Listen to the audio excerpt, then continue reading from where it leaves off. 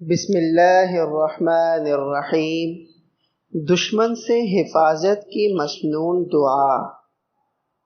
جب کسی دشمن کا خوف ہو تو رسول اللہ صلی اللہ علیہ وسلم درج ذیل دعا کا اہتمام فرماتے: اللہم انا نجعلک فی نحورہم ونعوذ بک من شرورہم۔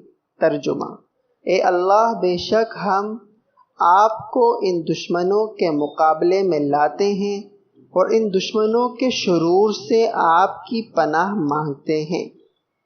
کشیدہ صورتحال اور حملے کے خدشات میں پوری قوم کو اپنا محاسبہ اور توبہ و استغفار کا اہتمام کرتے ہوئے درجہ بالا مسنون دعا کا بہت زیادہ اہتمام کرنا چاہیے۔